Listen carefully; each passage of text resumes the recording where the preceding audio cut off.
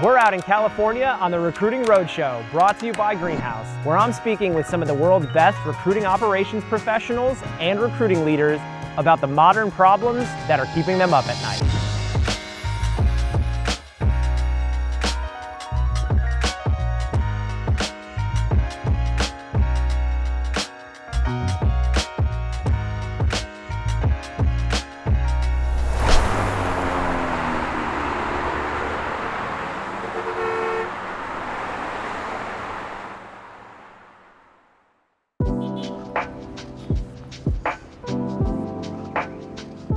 I'm out in San Francisco about to interview Nicole Sgarlato. Nicole's built companies like Lyft, Retool, and now she's the founding recruiter at Momentic.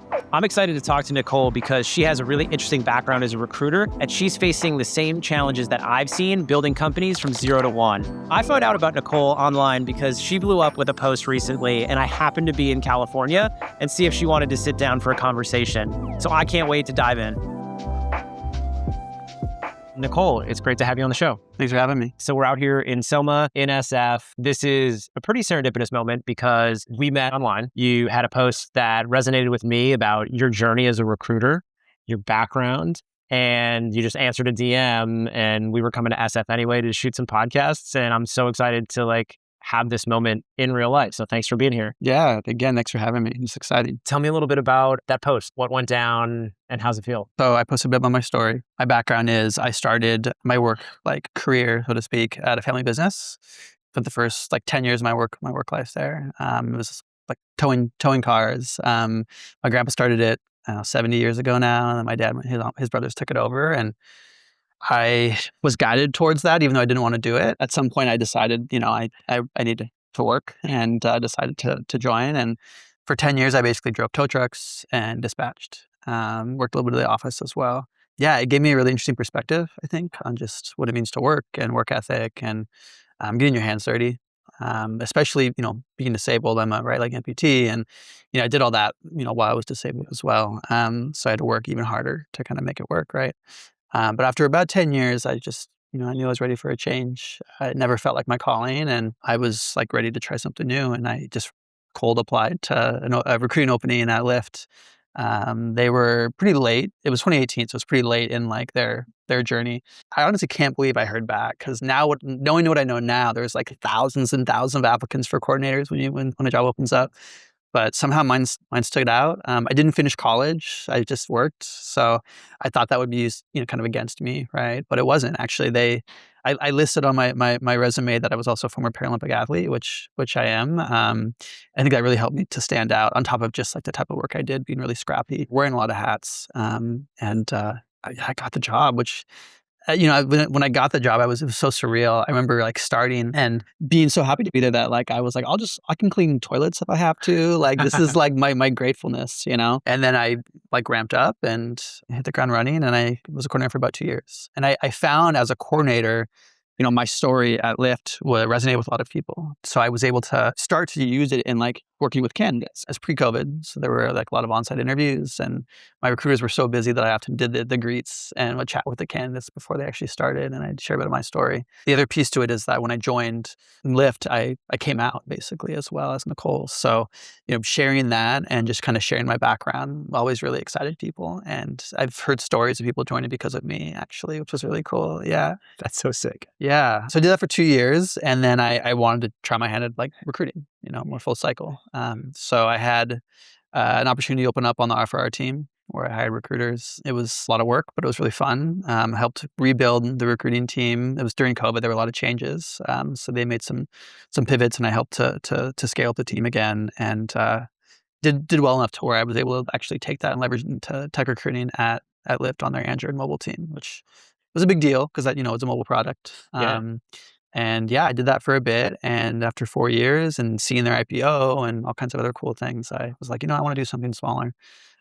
So from there, I joined Retool. I want to say they were under 100 people when I joined. They were Series B, getting ready to raise their Series C. And I was excited, was ready for the challenge. And I came in and was there for a little under 2 years. Hired a lot of engineers. We doubled the team in a year. It was pretty aggressive.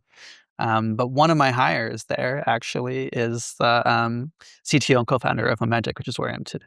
Awesome. Yeah. I love that journey. What are you focused on with Momentic right now? So I am their founding recruiter. I just joined 3 months ago, so I'm still pretty fresh. But yeah, I'm helping to bring folks in across the board. We're hiring engineering and go-to-market right now, and I've been so focused on tech recruiting the last probably like 4 years that I'm kind of like refresh what it's like to hire on the go-to-market side, which has been fun. But yeah, I came in, they were 5 people. I was like the 6th hire, and now in the span of 3 months, we're at 13 now, which is Awesome. exciting. And I came in and it was like there were some recruiting processes because they had some agencies they worked with, but it was very kind of disorganized. And I had all these ideas of things I want to do, but I realized, I got to like stop the bleeding real quick because there's candidates in process that haven't had follow-ups and just other things that were missing in the process. So kind of the first thing I had to do was like triage and realize, the plane's flying. I got to kind of help to build it while it's flying, which was fun and interesting, of course. We're in the belly of the beast. Yeah. Folks think like startups are like these like fun, sexy, like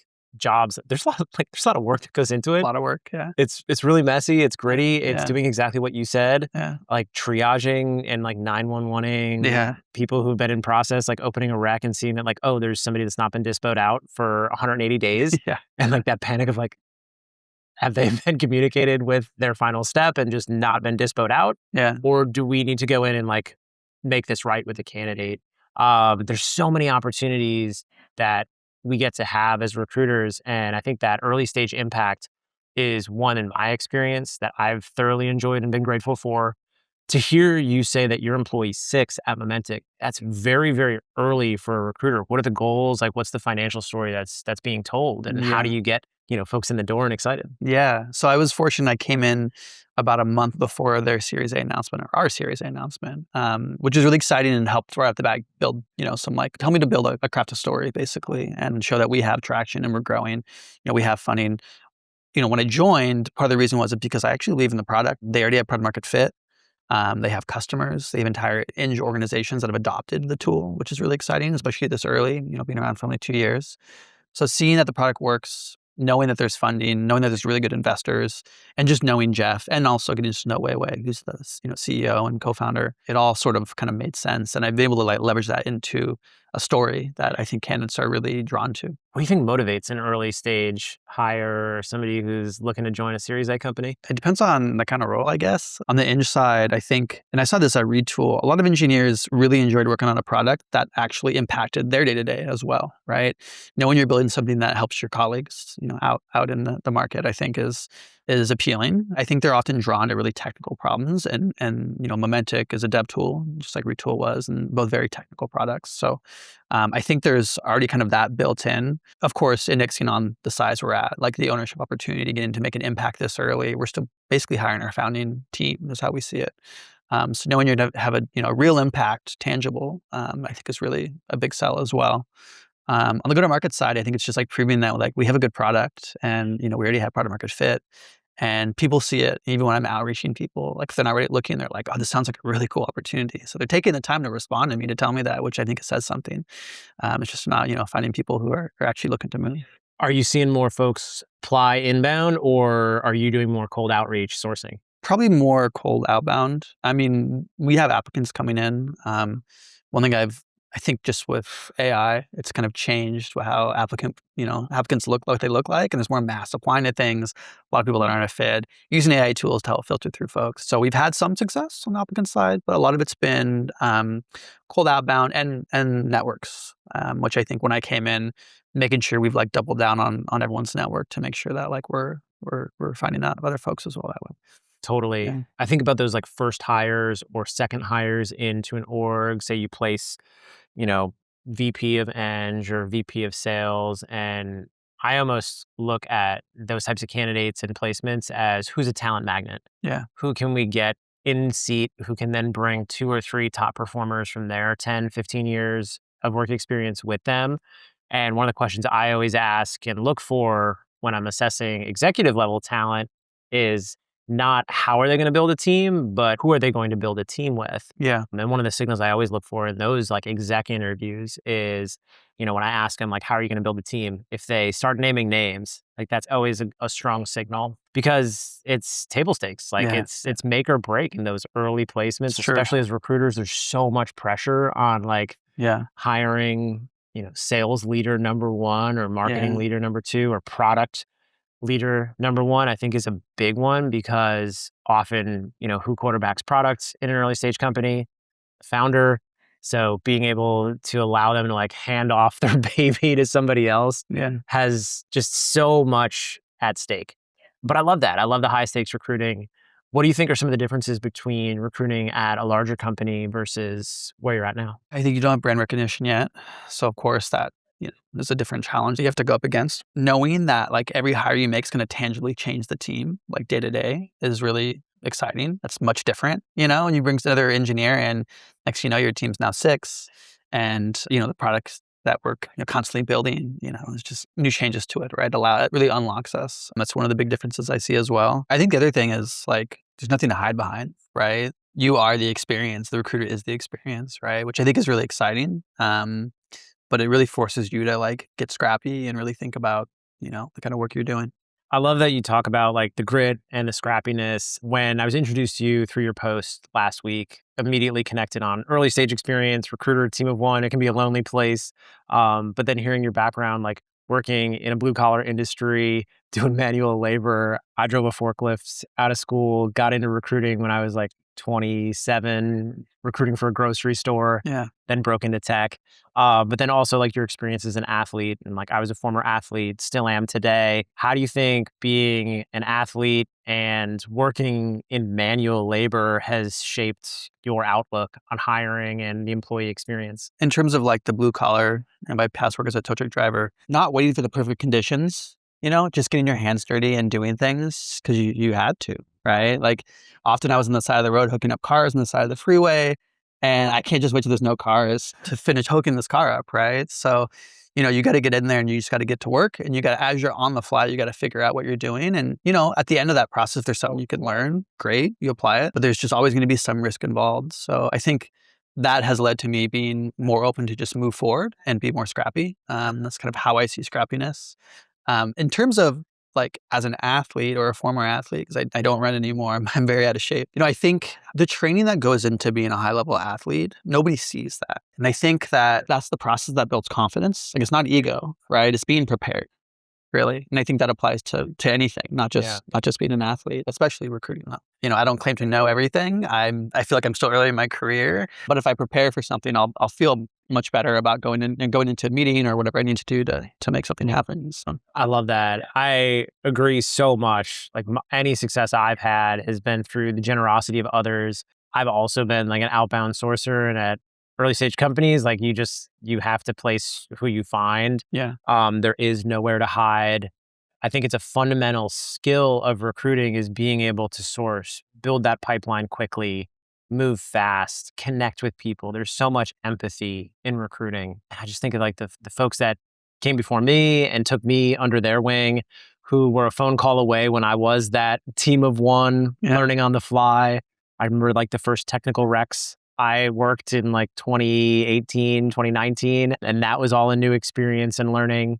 Because I think like recruiting and HR can be a low barrier to entry career path in an industry that is very lucrative, can be very lucrative, particularly when it comes to things like equity and IPOing and acquisitions. And for me, I just never lose sight of what it was like to wake up at 5 a.m. and like run a saw outdoors in a lumberyard in the cold in New York. Like I joke with my friends now that like I have an indoor slipper job. And like I still have nerve damage in my toes from my steel toes. But that grit, that humility, that to me, our relationship to work changes and evolves. And that's the fun part of connecting with candidates. It's like figuring out what motivates them. And we get to hear and tell a lot of stories.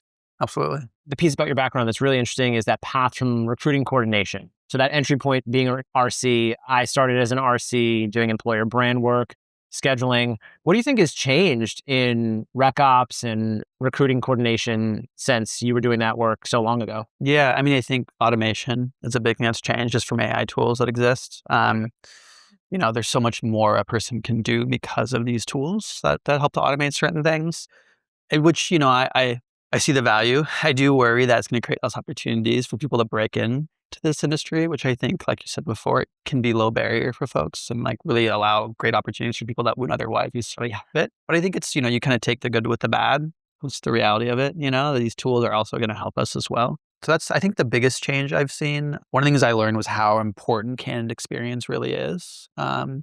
And I think that a good recruiting organization is going to understand that. So I think that has become even more important today as there are like AI tools and things to be able to help increase like the volume of what you're working on. Like those AI tools don't actually recreate like the candidate experience in a way that like we as humans can do at the moment. So one of the things I've seen great recruiting coordination teams and rec ops orgs focus on is that candidate engagement, interview training. Yeah. Almost like the candidate concierge. Yes. RCs are like the unsung heroes of candidate experience. They do amazing work for recruiter enablement, but when you get that hiring engine humming and you've got a talent machine going, there's so much work that the RC does to keep the lights on.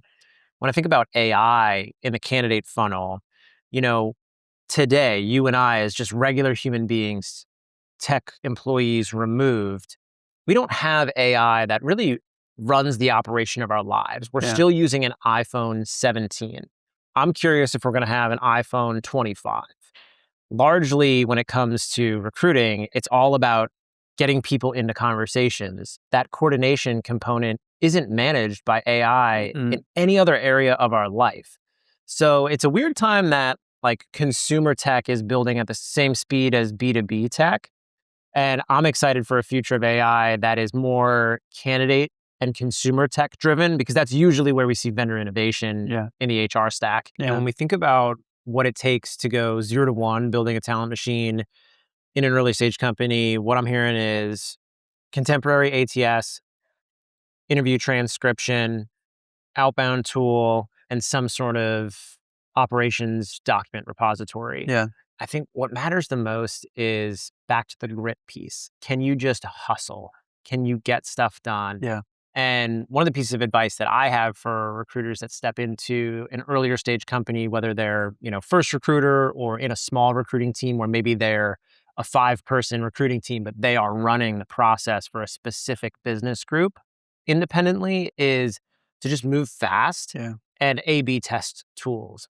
The point you mentioned about LinkedIn owning such a majority of candidate data is that we go through these periods where people are like, oh, LinkedIn emails are the way to reach candidates. And then it'll yo-yo back to, oh, email is outperforming LinkedIn emails. It's really not about like which is the better tool, but what is the holistic strategy? Yeah. And how does that map to candidate behavior over time? And that's one of the pieces that I'm excited about, because we have to keep an ear to the ground. We have to be responsive to how candidates want to engage with us and not necessarily jam our process into how we expect candidates to behave. Yeah. And that's where I think rec ops and great coordination and recruiter enablement is headed, because every recruiter wants to be a talent advisor. It really comes down to our outcomes. We earn that seat at the table by delivering great candidates. So I truly anchor being a talent advisor to being a great candidate steward and providing candidate experience. What are your thoughts on candidate experience and just where the industry's headed? I think candidate experience is probably one of the most important parts of the recruiting process. It's like something that you should have no problem getting wrong. Even if you're not super experienced, you can still create a great candidate experience. And I think it starts from the very first phone call. I mean, even reaching out as well, but the first phone call when you actually get to know them, building that trust all the way through the process while really impressing them. Like it can be the difference between them choosing your company versus another startup, is just that like really top-notch experience. I actually am like actively right now thinking like, how can we up level our experience? I made some changes when I came in right away to Momentic, tighten things up a little bit, but there's so much more we could be doing. And I think it's really important to really stay on top of that and understand like where are the areas that we can actually make a really tangible impact really quickly around the experience for the candidates. So we're in SF. Denver is home for me. A lot of the roles I've been placing over the last few years have been remote, or they've been here in SF, New York, DC. What are you seeing in the city? Do folks want to come back in office? What's the experience like? I've seen the folks I reach out to, the majority seem comfortable with coming back into the office full time. We're 5 days a week. The other folks that I hear back from are those that are looking for hybrid. I haven't had anyone say, no, I'm looking for fully remote. Now, that being said, before Momentic, I was at a fully remote company. So, I've done the other side of things. So I understand that there's people out there that are always going to want that. And I also think from an accessibility standpoint, there's people that have to be remote, which makes sense. But so far, the response has been pretty positive that I've seen from folks. I think part of it's the size. There's a lot of value to working together. I'm seeing it myself as being reminded oh, sitting next to Weiwei, our CEO and co-founder, we get to have these sidebar conversations that I just don't get to have when I'm remote, right? And it makes my job that much easier. So I think there's definitely a size aspect as well of where we're at, what we need to do for growth in this next stage we're at. You bring up a really good point. How can we create more accessible and inclusive work environments and pipelines for candidates? Never presume anything, of course. I think early on, just asking candidates, I think is really important. Do you need anything in this process to make it, more equitable for you? Or is there something we should know about, what you might need if you work here? I think some of those can happen a little bit further along, but kind of creating that environment early on where they feel comfortable and they know that you're there, I think is really important. I'll often share a bit of my story as well if there's time on my first call with candidates. I am disabled. I'm also a trans woman, right? And I want them to know that the culture of building is a place where people can be themselves. So once that's been established, my hope is that they'll be more open about what their needs might be. What are your thoughts on traditional playbooks that we've seen, statements in a job description, if you need any type of accommodation throughout the interview process, please let us know, demographic surveys at the time of application? I see some pushback sometimes online from folks where they're curious why they're being asked about specific demographic questions that are outside of an EEOC survey. Yeah. And then on the flip side, when we put those statements into JDs, I've seen some people oh, that's just giving lip service. There's this great line where it's I'd rather be called somebody who's virtue signaling than not live a virtuous life. Yeah. What does that mean to you and how are you doing that? And what do you think of those playbooks that have been run and this signal in the market where people don't really understand why they're being asked certain questions? Yeah, it's a really good question. I think the hesitancy a lot of people have, and this is my assumption as someone who's marginalized myself, is that by answering these things, you're going to be negatively affected, right? You're going to be seen differently up front, and it might actually hinder the opportunity that you're considering. I don't know if this answers your question directly, but I'm a big believer in that it's not about what you say, it's about what you do. Yeah. Right. So to create cultures that are inclusive, I think saying it is one thing, but showing it is something else. And I think it's really important for authenticity to be able to do that. And I think it's important. It's more important than the signaling, the virtual signaling, I think. I think pink washing is a major issue in tech. Yeah. And things have shifted a lot the last couple of years, but still, I think that, saying that you're one way, and if candidate comes in, that's not the case, I don't know, it's false advertising in my opinion. And what good are you really doing? It seems very disingenuous in my opinion. But, to be able to have a candidate understand that this is the culture we built and see it through the process, right? Starting with the recruiter all the way through what their interviews are like. My hope is that they'll get a sense of what that's like. Ideally, they come on site, which they typically do because we're on site. We have interviews that are on site for finals to see what that's like. And, I think it's something that I'm curious about how it's going to scale potentially, being this early and knowing that I get a chance to have a say in what the culture looks like. It was part of my interview process was I'm not going to go somewhere where I can't teach my values, and Weiwei and Jeff were totally bought into that. I mean, they're aligned. But what happens when we hit 100 people, 200 people, 500 people, there's a lot more cooks in the kitchen. But I think that we shouldn't stop striving to create that experience and be adaptable and learning from, through employees as you bring people on, what's needed. I think that's going to be the most important piece. When I think about working in an early stage company, what do you think the difference is when your stakeholder is a hiring manager versus when your stakeholder is the founder? I think in both cases, you have to build a relationship. I think that relationship looks a lot different. I have found, working with Jeff and Weiwei that I just need to understand how they operate, especially almost first and foremost, actually. And that was a part of my process when I interviewed was learning more about them and what their style is like. I think making it easy for them because they're so busy is really helpful, like building that trust, Often when I need them to do something like just send a message, I'll write the message up and be like, hey, if you don't want to write it, just here's some copy you can look at, Just kind of thinking ahead. Yeah, whereas like with a just more traditional hiring manager, it just tends to be really kind of zeroed in on the role typically, and like we don't really interact much until I have to hire for them again. Whereas like, with Weiwei, for example, like we're constantly talking. And if we're not constantly talking, it means that I'm on probably like need to talk to him because, I'm being siloed and I'm working without much visibility. So how do you balance speed and quality when you're hiring for an early stage company? I think being able to say no early on is really important, making sure you're really calibrated. It makes the yeses that much more impactful. I think knowing that a bad hire is going to make a really negative impact, like when you're this small. So you have to really kind of, let your stakeholders know, whoever that is in this case, my boss is Weiwei. Get them to understand like the value of not sacrificing quality. So yes, we have to move fast, but if we invest in somebody and it doesn't work out, we're starting over, right? It like tangibly affects the output of what we're trying to achieve. And, we have ambitious plans this year to grow. So if we keep doing that, we're just going to shoot ourselves in the foot. And I always think about hiring early stage employees as working against myself. Every person I hire at a company that's like seed series A stage, or if they're like bootstrapped around that like 15 to 25 employee headcount mark, is like, I want to increase the average of the rest of the companies. That means the next person I hire in the same role has to be better than the last person. Yeah. And I think it's like an ambitious challenge, but that keeps me motivated. Yeah. When it comes to recruiting metrics, what are some of those top line metrics that are important to you and things that you look at to be able to report up to your founders and say, hey, we're doing a great job, or hey, we're missing the mark? I think right now it's a lot of top of funnel. We're trying to understand what's working and what's not working. At the top of funnel, we're investing, money in some of these tools, right? So we want to make sure we take advantage of them. For certain roles, it's been really challenging. Like people will respond, say, it sounds like a great opportunity, but I'm not looking at the moment. And like finding someone who's like very technical product, but they're on the go-to-market side, I think can be really challenging. So, being able to like talent map, like, what we're finding, what we're seeing so far, and we can make adjustments, whether it's on the profile or whether it's like other creative ways to actually, engage with folks. I'm finding it challenging to cold reach out to people at a startup this early. And I only have so much time, so I can't just completely dedicate all my time to just mass outreach. So it's like, how do I become more efficient?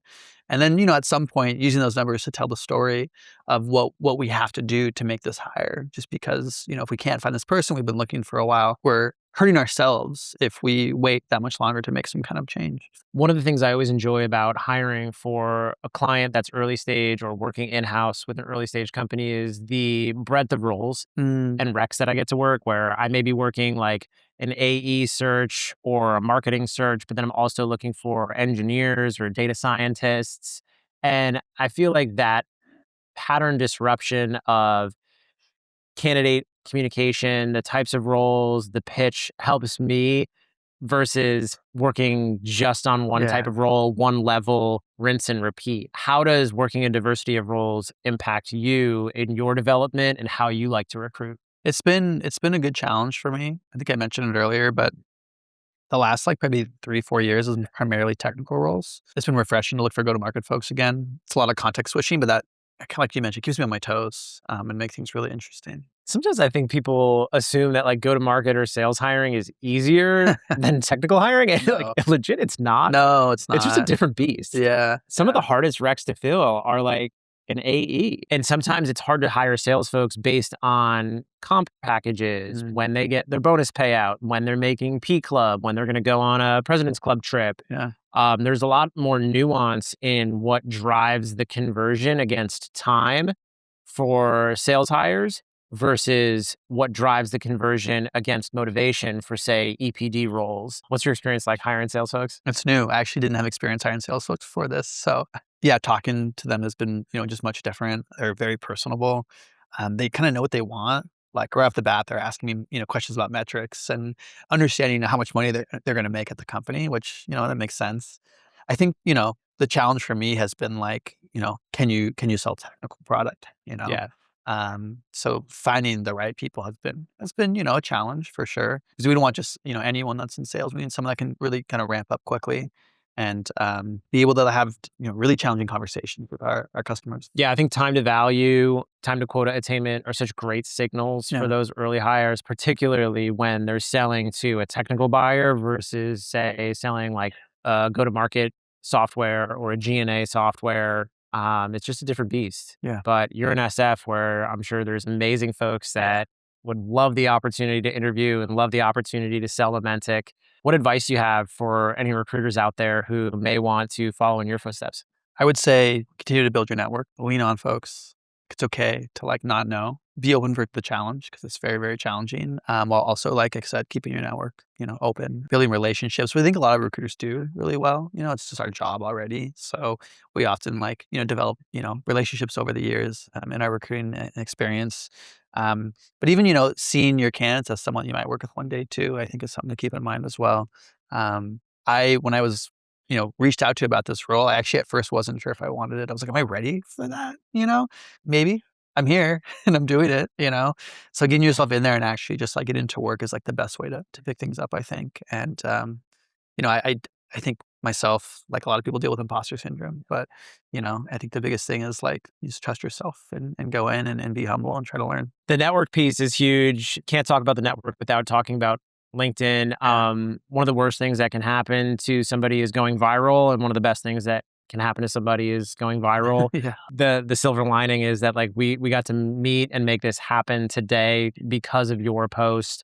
I remember the first time I had a post go viral and it was like, it just blew up my day. It ruined my day because it was like, I'm getting bombarded. I'm getting all these pings. I want to engage with everybody. What was your experience like blowing up on LinkedIn? And like, how do you think about creating content for the work you're doing? It was very similar. I was so busy and I just kept getting notification after notification. I just shut them off. I was like, I can't check this all the time. It was fun. It was exciting though. And when I'm thinking about content, I'm thinking about what are my values, especially within recruiting. I see this as a way to really begin to talk about the culture of Momentic as we build it. So it's like also like selling Momentic a bit, but also just like, sharing my experience with other recruiters, other hiring managers on like, ways that you can think about recruiting.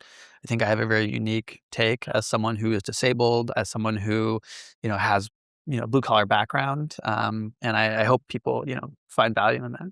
There's so much authenticity. And I think LinkedIn is having a moment right now where we're seeing, the creator economy expand.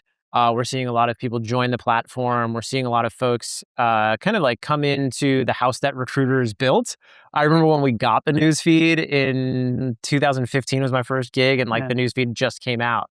And I was like, whoa, this is awesome. How do we like use this for jobs? And it was like literally recruiters posting pictures of an office and a link to a non-mobile optimized ATS application link. And how things have changed. They sure have. The extrovert in me is always like pushing hiring managers to post content. I think now it's like a great opportunity where we're seeing more storytelling come from hiring managers, come from rank and file employees. And there is this embracing of authenticity that's happening. And I'm personally excited by it.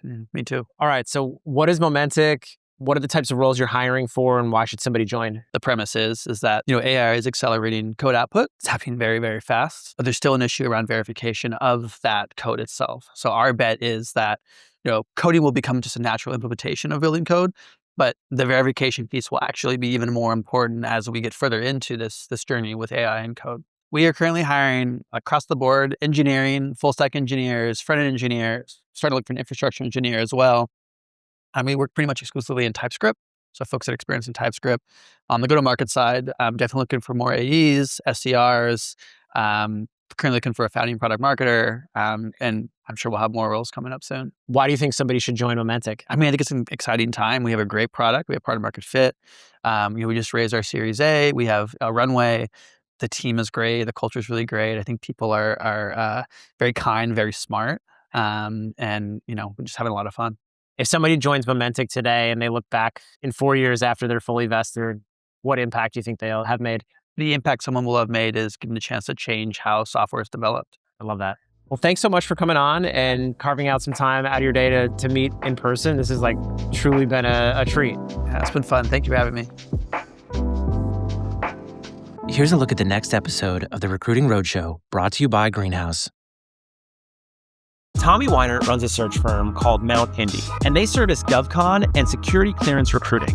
Tommy's also just a great upbeat guy, and I enjoyed this conversation with him for understanding a little bit about what motivates him as we uplift and upskill the recruiting industry. I hate the term recruiting is broken, and I hope that goes away because it really doesn't talk to the issue. And the issue is hiring is broken. Recruiters are asked to do so much on a daily basis. Now we're being asked to verify the identity of an applicant or make a judgment call around if a candidate is fraudulent. The future of recruiting is going to look way more like marketing. Recruiting is high stakes, high reward. I'm a big believer that optimism always scales. The next great candidate is one phone call away. You have to speak the language of the business. Recruiters that speak the language of the business will go far, and they will automatically upskill themselves.